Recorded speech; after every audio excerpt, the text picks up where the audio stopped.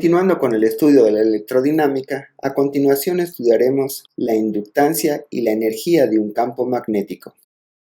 Supongamos que tenemos dos espiras de alambre y por una de ellas está fluyendo una corriente constante I, entonces por lo tanto esta corriente va a producir un campo magnético y algunas de estas líneas van a pasar en una segunda espira, este loop 2. Entonces nosotros deseamos calcular este flujo magnético a través de la espira 2 debido al campo magnético de la corriente 1. Nosotros sabemos que el flujo magnético simplemente va a ser la integral de este campo B1 por la diferencial de área de esta segunda espira. Sin embargo, también sabemos que el campo magnético lo podemos expresar a través del rotacional del potencial vectorial. Y a su vez esto lo podemos reescribir con el teorema de Stokes como una integral de línea, donde recordemos que el potencial vectorial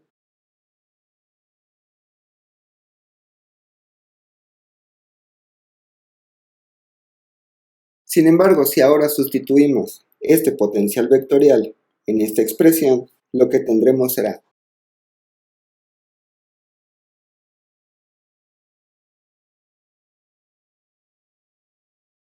y esto también lo podemos reescribir de la siguiente forma.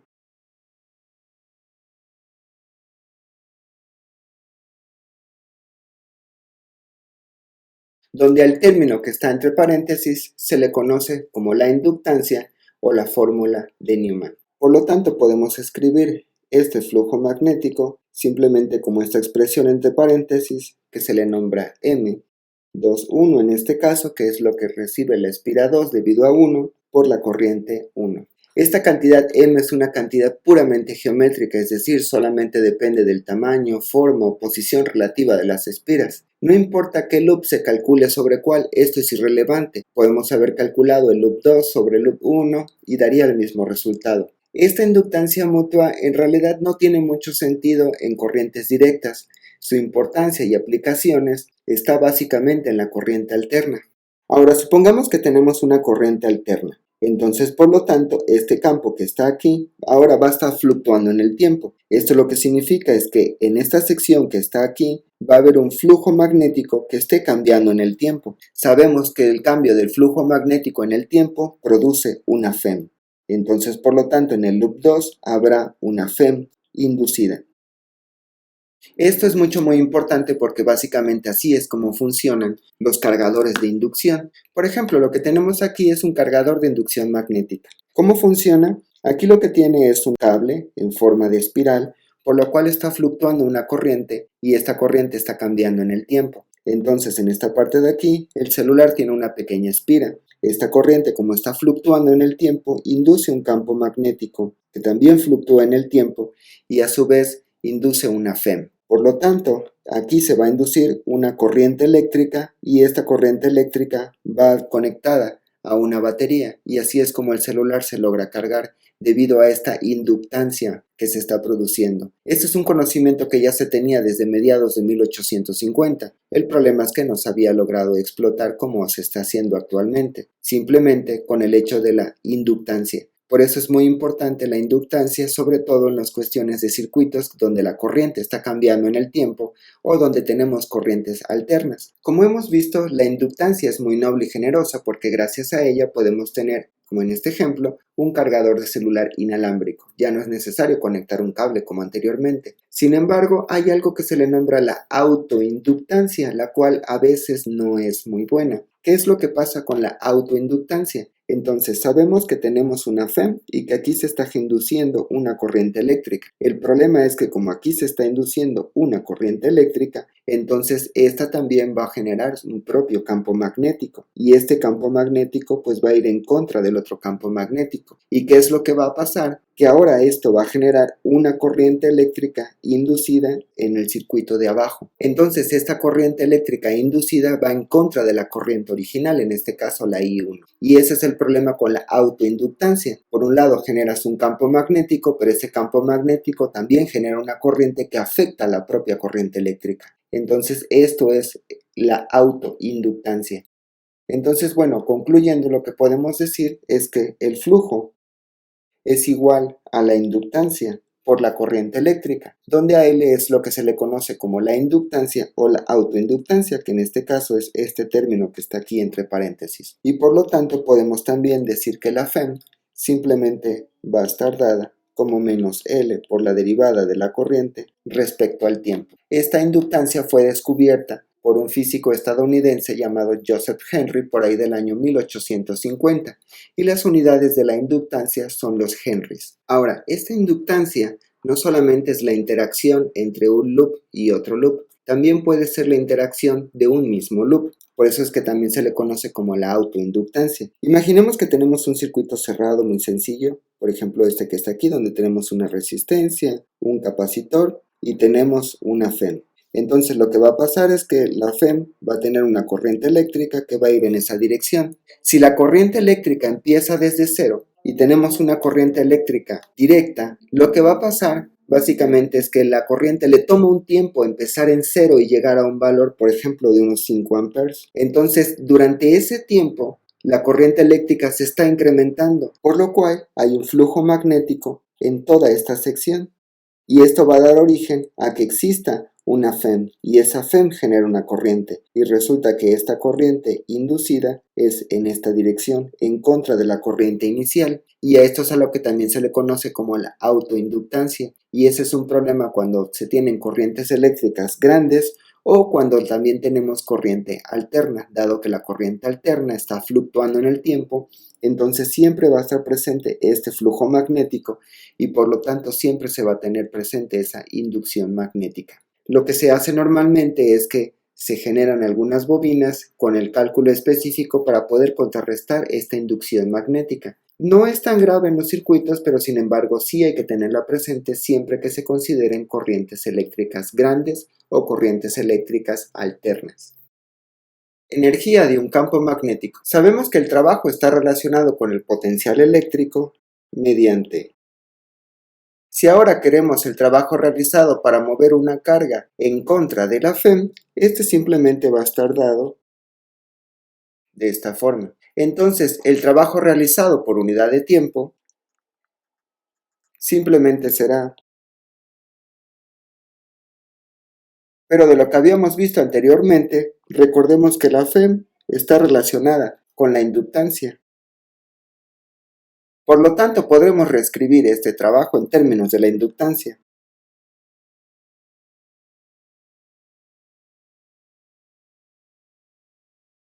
Cuando encendemos un circuito, vamos desde 0 hasta una corriente total I, en un tiempo t, y de un trabajo 0 hasta un trabajo final, W. Por lo tanto, tendremos,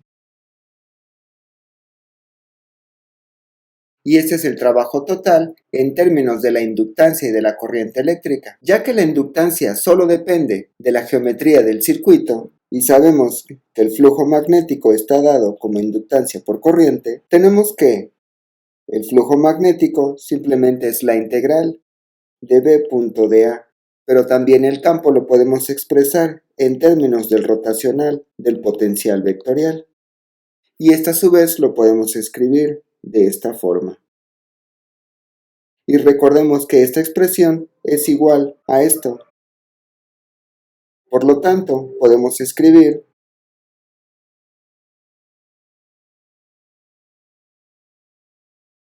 si ahora la inductancia la sustituimos en el trabajo, y haciendo un poco de abuso de la notación,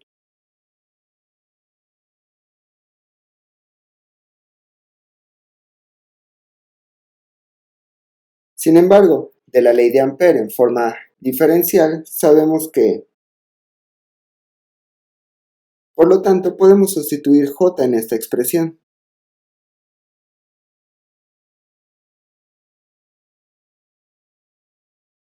Sin embargo, de las identidades vectoriales, recordemos lo siguiente.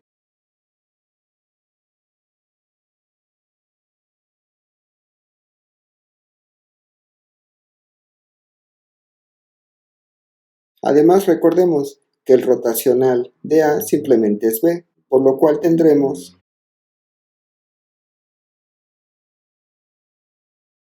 y podemos cambiar esta expresión por esta expresión que está acá abajo.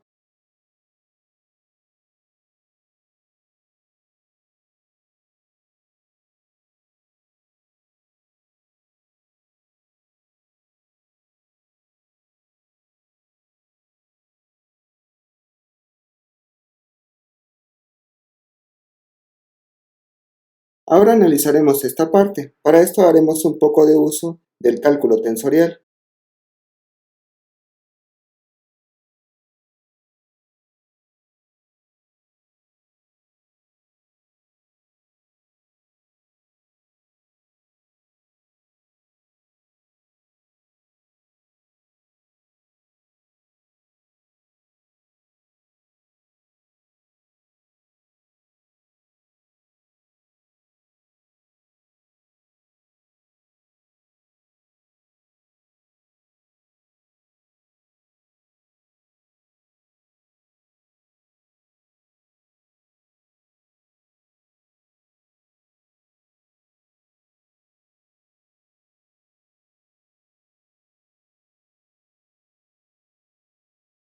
Por lo tanto, esto es igual a cero y concluimos que el producto de A cruz B es igual a cero. Al sustituir esto en la parte anterior para determinar el trabajo, concluimos de que esto es igual a cero y el trabajo simplemente será esta parte que tenemos acá.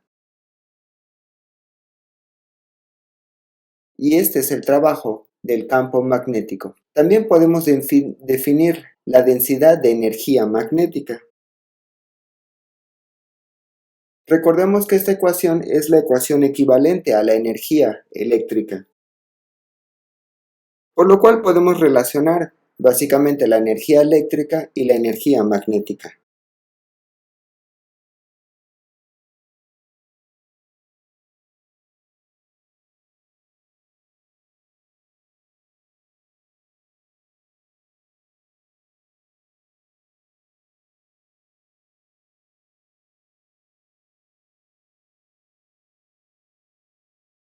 Ejemplo, un toroide está hecho de 300 espiras de alambre, de 12 centímetros de radio medio y de 4 centímetros cuadrados de área de sección transversal. Si la corriente es de 5 amperes, determine el campo magnético del toroide, la autoinductancia, la energía almacenada del campo magnético y la densidad de energía del campo magnético. Bueno, primero lo que necesitamos hacer es determinar el campo magnético del toroide. En este caso necesitamos hacer un anillo amperiano, el cual básicamente ya está marcado aquí. De la ley de Ampere sabemos que, en este caso, como el anillo amperiano simplemente es un círculo, esto simplemente será el perímetro. Por lo tanto tendremos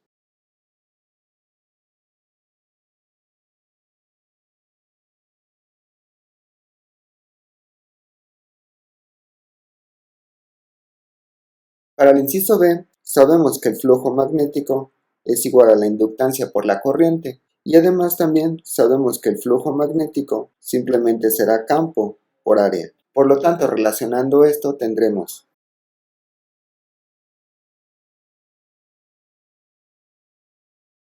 y al sustituir el campo magnético que está aquí, tendremos, y el área en este caso será el área de sección transversal, que serán los 4 centímetros por el número de espiras.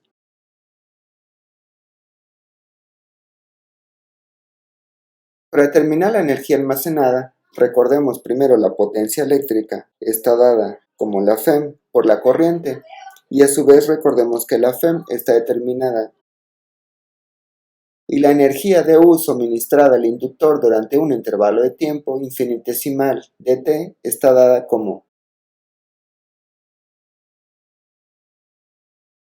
y la energía total suministrada y la energía total U suministrada mientras la corriente aumenta desde 0 hasta un valor final I será.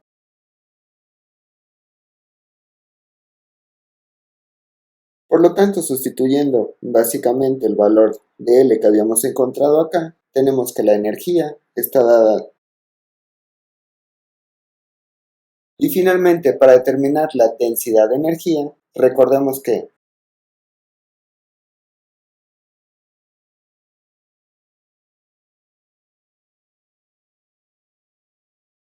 al sustituir en la energía U tendremos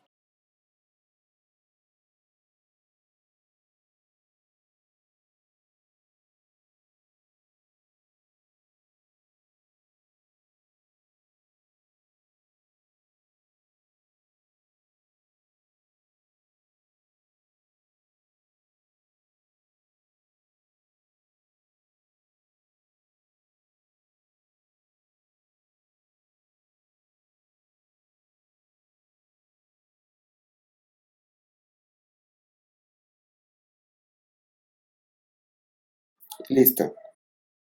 Ejemplo. Un cable largo lleva una corriente en una dirección distribuida en su sección circular transversal y la corriente regresa a lo largo de su superficie. Hay un pequeño recubrimiento aislante que separa las dos corrientes. Determine la autoinductancia por unidad de longitud. Básicamente lo que tenemos es un pequeño cilindro. Y aquí tenemos una pared aislante, entonces por lo tanto la corriente está fluyendo en esta dirección y está bajando en esta otra dirección. Para poder determinar el campo magnético de un cilindro sabemos que tenemos que utilizar la ley de Ampère en forma integral. Pero ya habíamos determinado el campo magnético de un cilindro, el cual simplemente es. Además también sabemos que la corriente en el interior simplemente es la densidad de corriente por el área de la sección transversal, y a su vez sabemos que la densidad de corriente simplemente será la corriente sobre el área total. En este caso, tenemos que la corriente en el interior simplemente será.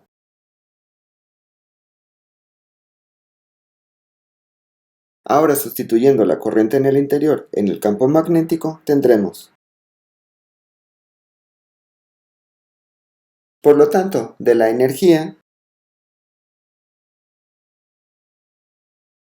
obtendremos la energía y de la energía despejaremos la inductancia.